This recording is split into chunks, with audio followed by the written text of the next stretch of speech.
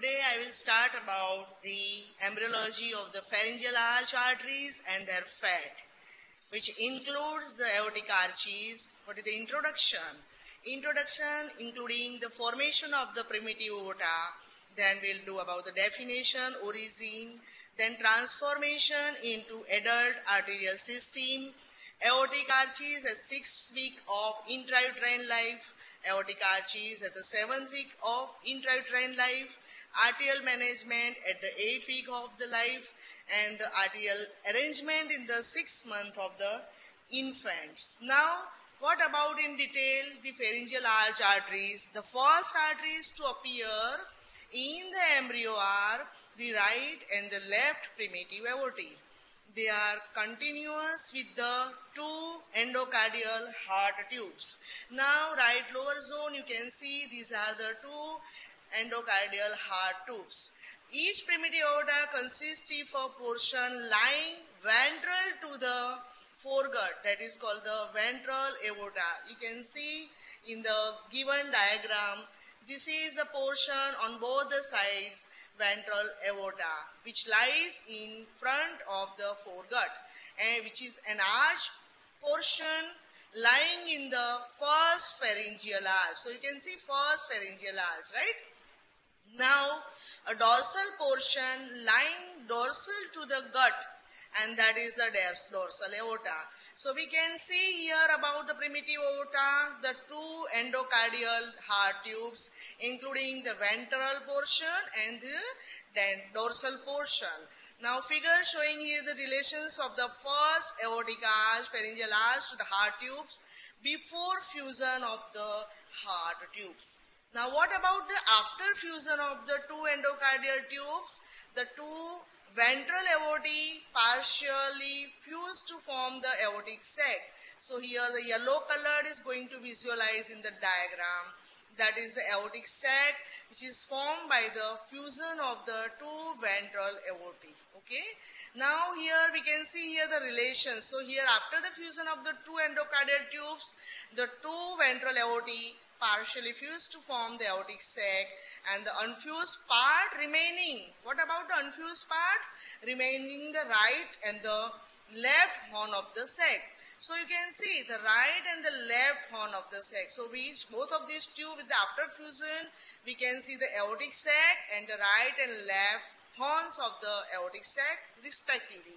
So here relations of the first here you can see first aortic pharyngeal arch to the heart tubes after fusion. Now the successive arterial arches now appear in the 2nd to 6th pharyngeal arches. Successive arterial arches now appear in the 2nd to 6th pharyngeal arches. You can see in the visualizing the given diagram, first arch, 2nd arch, 3rd arch, 4th arch, 5th arch and 6th arch. What about this? The discoloration of the 1st and 2nd and 5th, they will disappear later on. We'll discuss it later on. Now each being, so successive arterial arches now appear from 2nd to 6th pharyngeal arches. Ventrally to the right, it is connected ventrally and dorsally. So here it is connected ventrally to the right or left horn of the aortic sac. So this is the left horn of the aortic sac. So here in the given diagram, we can visualizing here the left aortic sac. Now here dorsally to the dorsal aorta. So here is the dorsal aorta.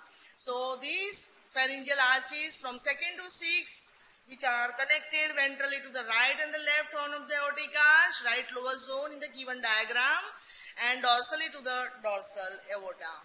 Now the major arteries of the head and neck of the thorax are derived from these arterial arches as follows. The greater part of the first and the 2nd arch arteries disappear. You can see the greater part of the first and 2nd arch arteries, which are discolored area, which arteries are disappear. So 5th also discoloration the indication the 5th arch also disappears. So how many arches are developing here disappear? 1st, 2nd and 5th. but coloring third, fourth and sixth. Right? So here you can see in the given diagram the branch to the lung bud, downward two arrow indicating the branch to the lung bud. Right to that one, and here the branch to the lung buds, left to that one. Both of these two are the relation with the recurrent laryngeal nerve.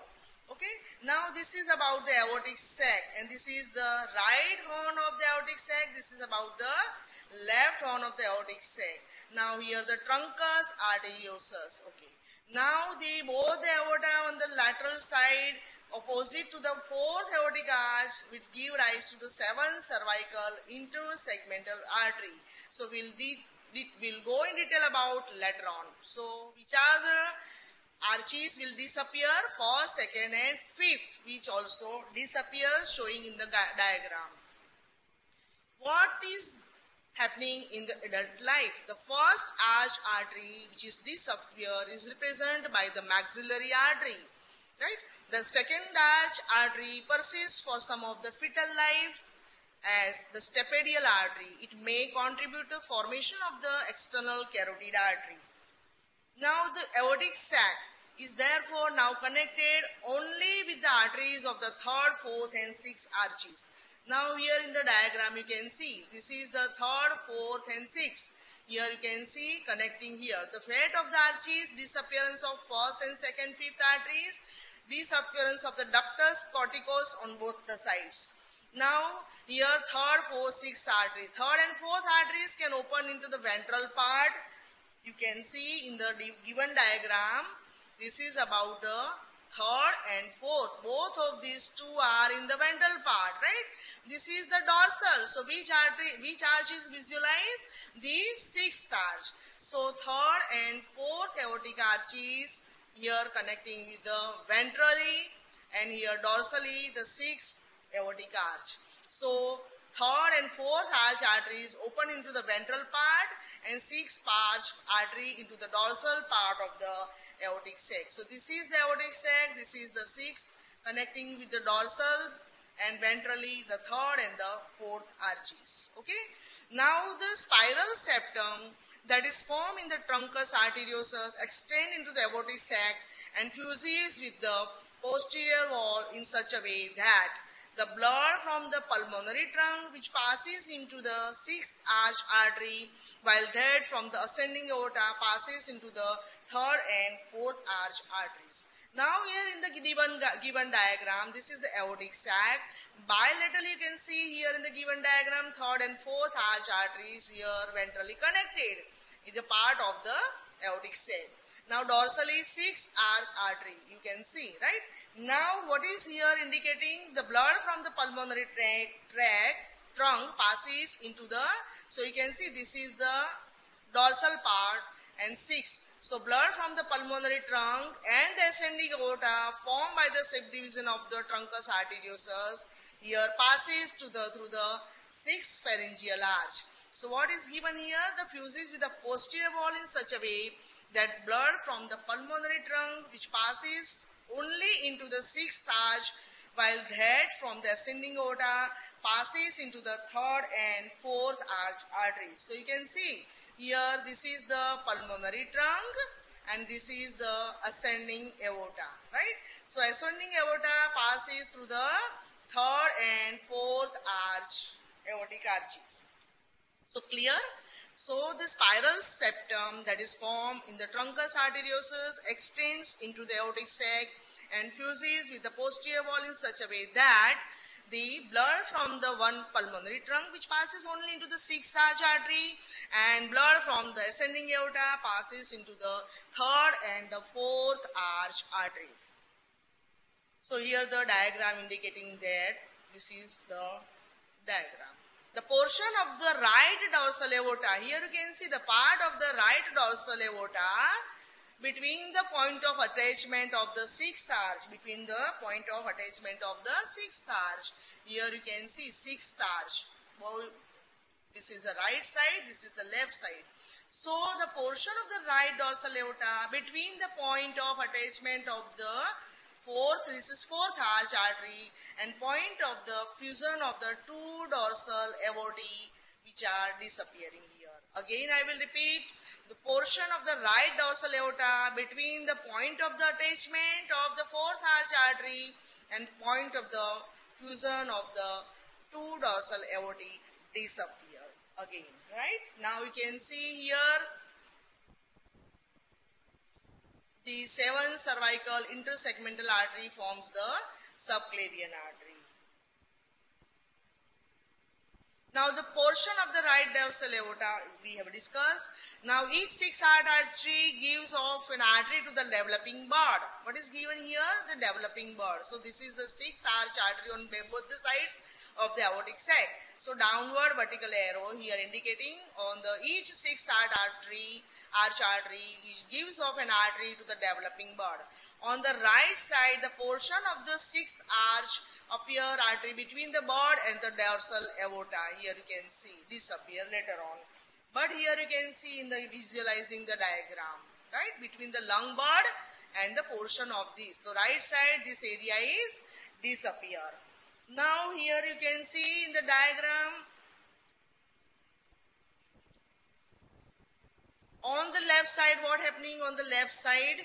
This part remains patterned and forms the ductus arteriosus, which carries most of the blood from the right ventricle to the dorsal aorta. So here in the diagram you can see. So this is about the portion. So what happening at the 6th arch on the left side? It is remain patterned and forms the ductus arteriosus. Here you can see the 6th arch on the left side. So right side, this portion between the lung bud and this which disappear, but the portion on this side which is remain patterned and forms the ductus arteriosus. This is about the 6th arch artery, right side and left side respectively. Okay. Now here, which carries most of the blood from the right ventricle to the dorsal aorta. It is obliterated after birth and is then seen as the ligamentum arteriosum. As already stated, the part of the left 6th arch artery between the branch of the lung bud, here you can see these are the vertical downward arrow, the branch to the lung bud, and aorta, this is the aorta which forms the ductus arteriosus which remain patterned. Now here you can see disappearance of first similarly same diagram. Now each third artery gives off a bud that grows cranially to form the external carotid artery. Okay, so these are in the detailed summary. Each third artery, we'll discuss it later on, but sentences like number 1, each third artery gives off a bud that grows cranially to form the external carotid artery. Then the second, the dorsal aorta gives off a series of lateral intersegmental branches to the body wall. Then third point, one of these, the 7th cervical intersegmental artery which supplies the upper limb bud. And the fourth point will summarize as it comes to be attached to the dorsal aorta near the attachment of the 4th arch artery. Now in detail moving towards that, the development of the main arteries can now be summarized as follow. Number 1 is about the ascending aorta and the pulmonary trunk. Both of these two are, you can see in the given diagram, right lower zone indicating that this is the pulmonary aorta on the dorsal side and ascending aorta on the ventral side. We discussed both of these two, the blood passes to these arteries right ventrally to the 3rd and 4th, while dorsally pulmonary trunk passes to the 6th arch artery where here the lung buds are directed. So the ascending aorta and the pulmonary trunk are formed by the truncus arteriosus that we have discussed in the previous diagram. Now the arch of aorta. So how the arch of aorta is developing is derived from the ventral part of the aortic sac. So this is about the aortic sac in the central portion, then the right horn of the aortic sac and the left horn of the aortic sac. So you can see about the aortic sac, and in the given diagram this is the right horn of the aortic sac, this is about the left horn of the aortic sac. So here is formed by the ventral part of the aortic sac and the left horn of the aortic sac, or left horn of the aortic sac, and the fourth arch artery. So this is the third arch artery, this is the fourth arch artery. So how the arch of aorta is developed is derived from the ventral part of the aortic sac and its left horn and the left fourth arch artery. All these three connectingly indicating that constitute 1, 2 and 3 portion. This is about the second, third and sixth arch. So sorry, third, fourth and sixth. So fourth arch artery portion, aortic sac, left horn and itself the arch artery, all together going to form the arch of aorta. Now how the descending aorta is derived from the left dorsal. So this is about the left dorsal aorta, this is about the right dorsal aorta. Okay. Now the descending aorta is derived from the left dorsal aorta below the attachment of the fourth arch artery. Now here you can see third arch artery, first and second and fifth are disappear. So third, fourth and sixth arch arteries are there. So you can see the dorsal aorta, descending aorta is derived from the left whole of the left dorsal aorta between the attachment of the fourth arch artery and along with the fused median vessels. You can see number 2. So these two portion, number 1 and 2. First is at the attachment of the fourth arch artery and along with the fused median vessels. Both of these two constitute together to developing the descending aorta. Now the brachiocephalic artery. These are the main arteries of the head and neck. The brachiocephalic artery is formed by the right horn of the aortic sac. We have seen previously diagram. These are the aortics. This is the aortic sac. Here is the right horn of the aortic sac and this is the left horn of the aortic sac. So brachiocephalic is derived from the right horn of the aortic sac. This is the fourth important artery developing here. Now all three together indicating that the arch of aorta, then the descending aorta and the brachiocephalic artery. Okay, so all these three I will repeat it, formed by the aortic arch of aorta, aortic arch, left horn and the left fourth arch artery. All three developing arises from the arch of aorta. Here the descending aorta derived from the left dorsal aorta and the fused median aorta. Okay, and brachiocephalic artery, here you can see third diagram, is derived from the right horn of the aortic sac. So all three collectively summarizes shortly. Now the fifth artery, that is the right subclavian artery, the proximal part of the right subclavian artery. This is about the subclavian artery. So right side and left side. So the proximal part of the right subclavian artery is derived from the, this is the third, fourth and sixth arterial arches here. So the right subclavian artery with its proximal part derived from the right fourth arch artery, number 1. And number 2, the remaining part of the artery being derived from the 7th cervical intersegmental artery. So here the 7th cervical bilateral, you can see number 3. So this is about the third one. So how it give rise to derive from the number 1, the fourth arch artery, proximal part and the remaining part here being the 7th cervical. So second portion is here the 7th cervical intersegmental artery. What about the left side? The subclavian artery is derived from the 7th cervical artery, that is number 3. So right side indicating proximal part and the whole 7th cervical artery, right? Intersegmental artery. And the left side derived entirely from the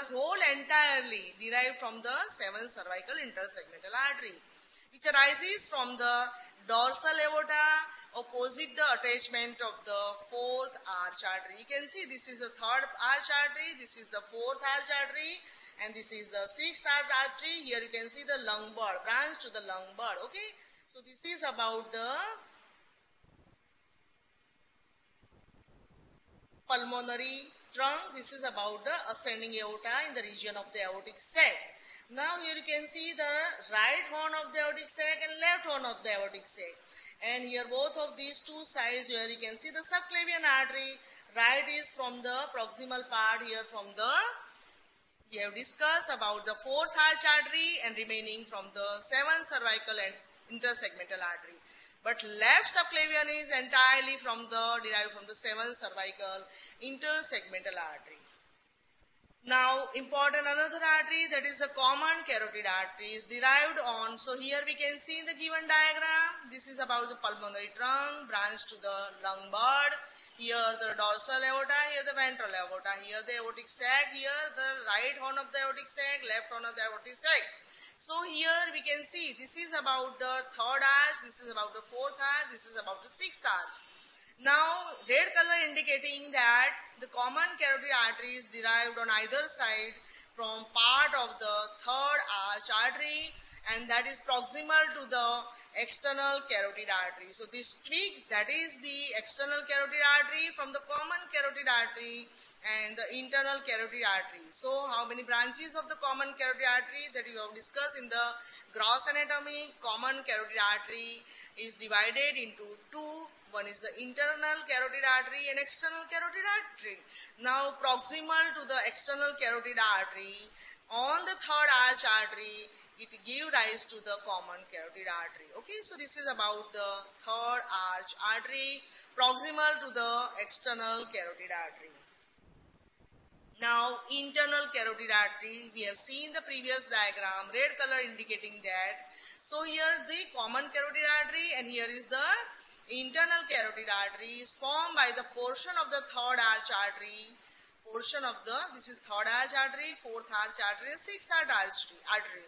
So here the portion of the third arch artery distal to the lung bud, here you can see, fourth arch artery distal to the bud, here you can see, both these are the buds.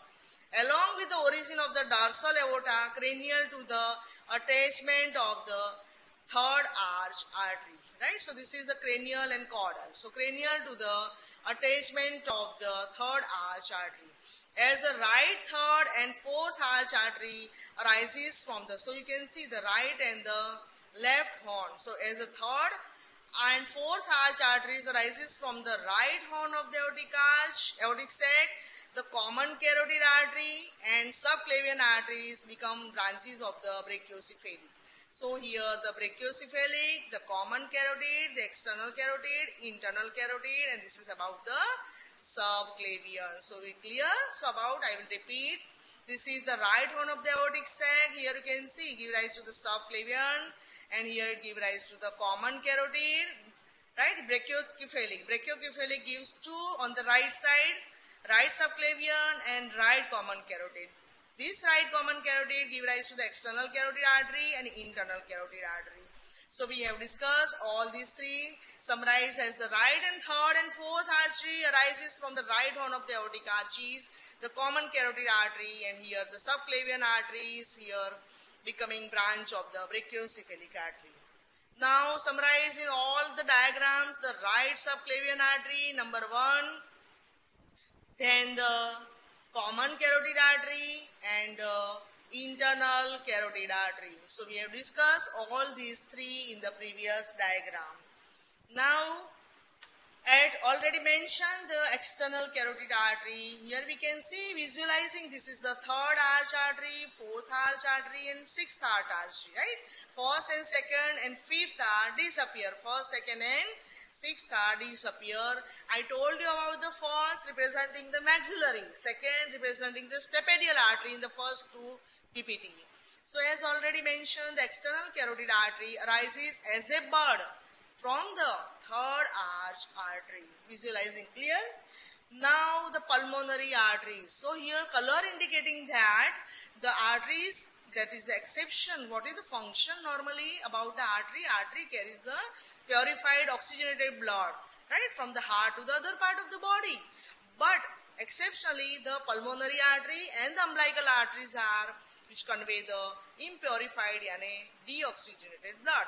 So here the pulmonary artery color indicating that convey the impurified blood to the lung bud. So here So pulmonary artery are derived from the part of the sixth arch artery. You can see this is the third arch artery, this is the fourth arch artery, this is the sixth arch artery. Okay. Now the sixth arch artery is lying between the pulmonary trunk. This is the pulmonary trunk and branches to the lung bud. So these are about the pulmonary arteries. Okay. Now about the already stated the part of the left. This is the right side, this is the left side. Orange color indicating that the left sixth arch artery between the branch to the, this is downward arrow, branch to the lung bud and aorta forms the ductus arteriosus, right? So what is the ductus arteriosus? Here the part of the left sixth arch artery between the branch to the lung bud and aorta forms the ductus arteriosus. Now all three summarize here, diagram A, B and C.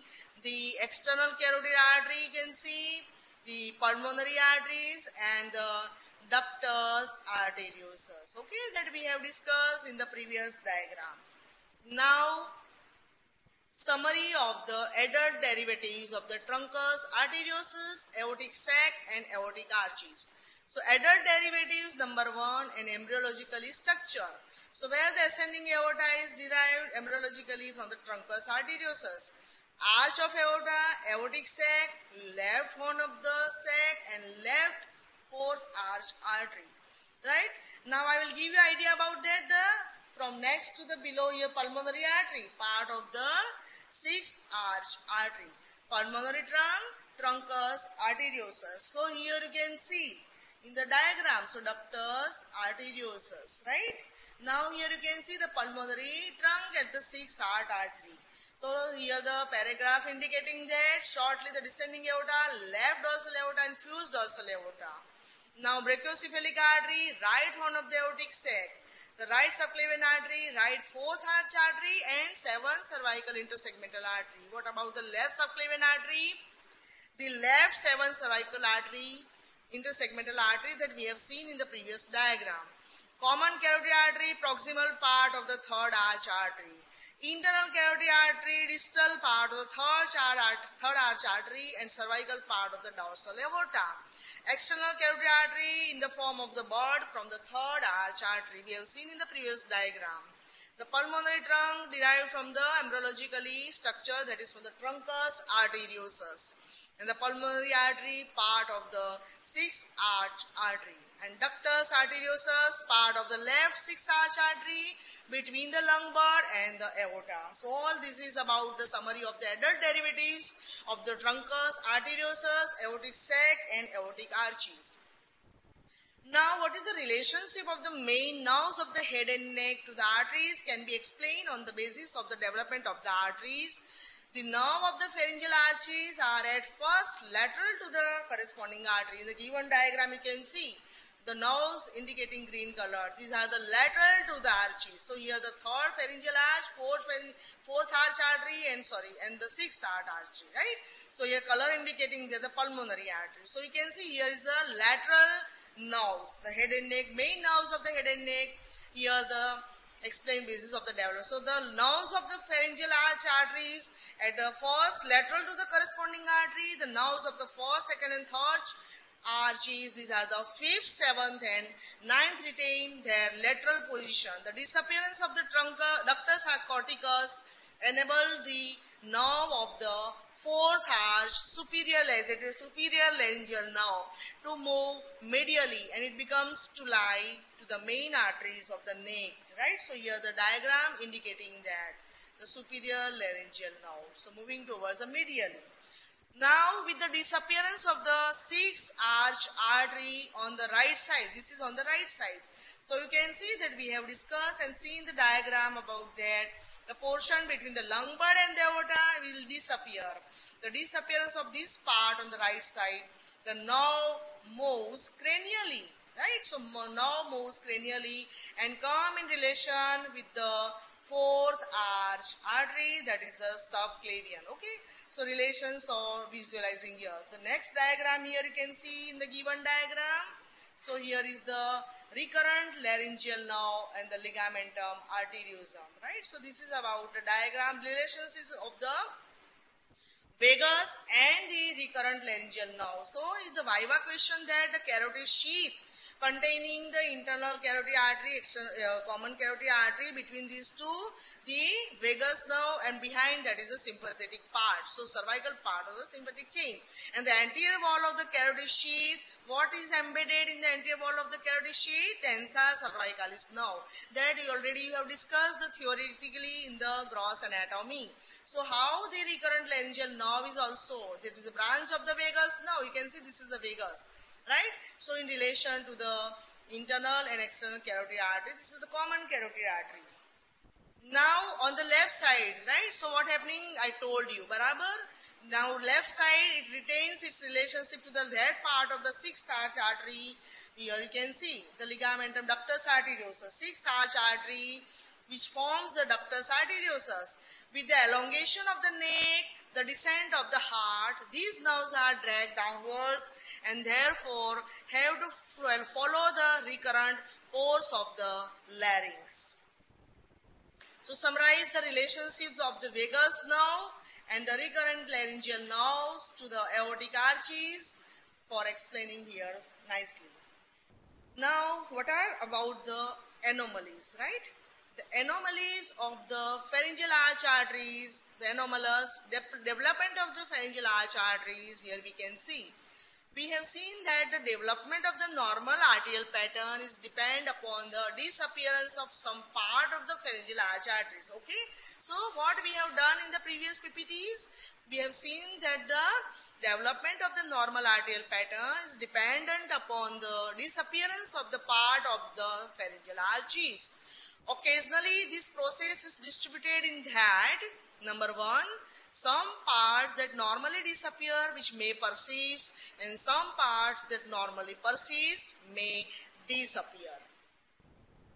Now, as a result, the several anomalies of the pharyngeal arch arteries may be produced, right? So here may be produced. Number one, the double aortic arch. Number one is the anomaly is the double aortic arch. The arterial ring can compress the trachea and esophagus. Now here you can see the diagram. This is the trachea and this is the esophagus.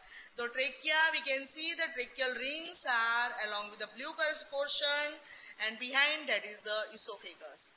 Now this is about the diagram double aortic arch. You can see the double aortic arch diagram showing here the double aortic arch which conveys. So here this one aortic arch, this two aortic arch. Both of these two aortic arches can form the arterial ring which compress the trachea and esophagus. If trachea is compressed, what will happen? The difficulty in the breathing, that is called the dyspnea. What is about the compression of the esophagus? Difficulty in swallowing, that is called the dysphagia. So this is about the double arch, aortic arch. Now the right aortic arch, you can see the right aortic arch is only one side also, right? The right aortic arch. Now the third important anomaly of the pharyngeal arch arteries called the PDA. That you have seen about the Fallot's tetralogy, the congenital heart disease in which the Fallot's tetralogy, tetra means 4. Amongst the 4 diseases, one is the important, that is a patent ductus arteriosus. The Fallot's tetralogy is a very important anomaly of the embryological anomaly of the pharyngeal arteries, and you have to clear about that. The Fallot's tetralogy amongst the 4 tetra and 4. One is the patent ductus arteriosus. What is patent ductus arteriosus? What happening in the PDA? It's shortly called the PDA. The ductus arteriosus on the right side along with the 6th arch artery, which is normally occluded soon after the birth. Immediately after the birth, it is occluded and remain patent, and that is called the patent ductus arteriosus. Now here in the diagram you can see, right, on the right right side. So patent ductus arteriosus. Okay, it remain patent. The right fourth one is the fourth anomaly is the right subclavian artery may arises. You can see in the given diagram the right subclavian artery may arises the last branch of the aortic arch. You can see the last branch of the aortic arch. The ductus corticus may persist even.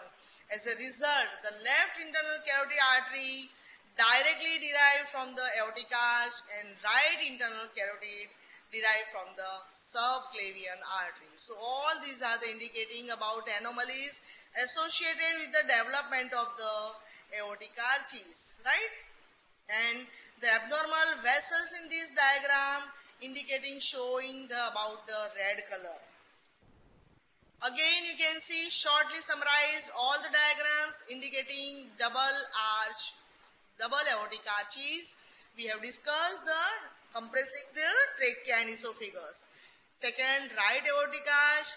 Third, right subclavian artery and the persistence of the ductus caroticus. Right? So here you can see. Now, again the diagram of these two in detail.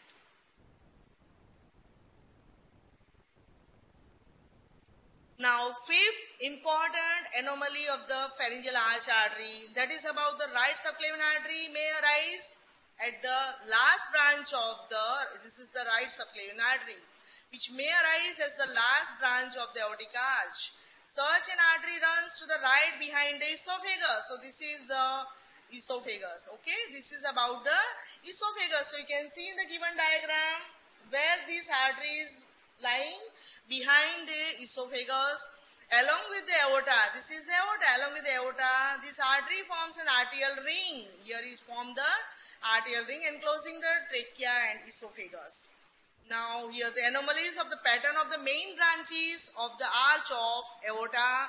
Number 1, A indicating the left common carotid. Here the left common carotid arises from the brachio. This is the brachiocephalic on the right side. So from the brachiocephalic artery.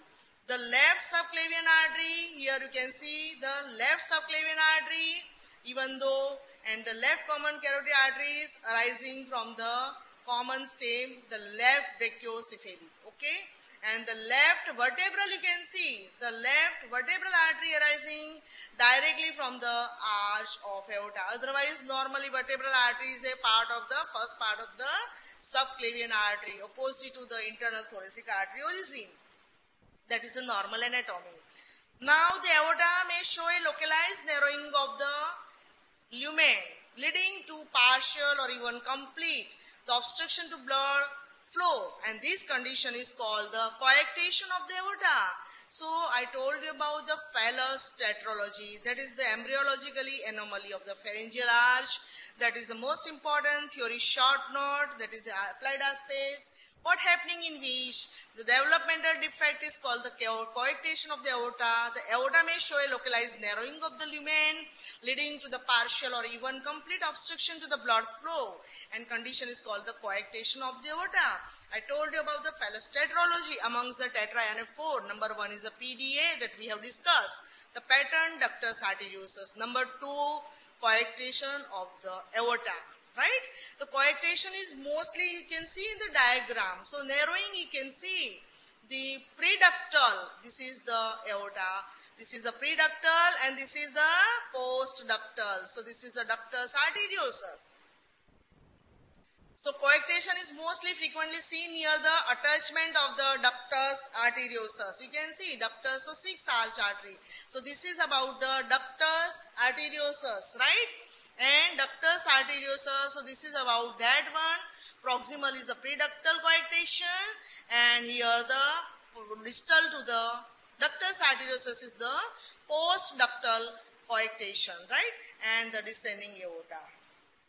Now, coarctation is mostly frequently seen near the attachment that we have seen in the diagram. It may be distal to the attachment, postductal, and proximal to the attachment, preductal, in which case the right ventricle supplies the distal part of the body through the ductal arteriosus. This is the figure showing the coarctation of aorta. So how many VCCs along with the tetralogy phalanx? Number 1 PDA, number 2 coarctation of aorta. Now diagrams used in the PPT are taken from the Google Scholar textbook of the Introducing 10th edition, textbook of the Keith Murray, and these PPT is for academic purpose only. Thank you.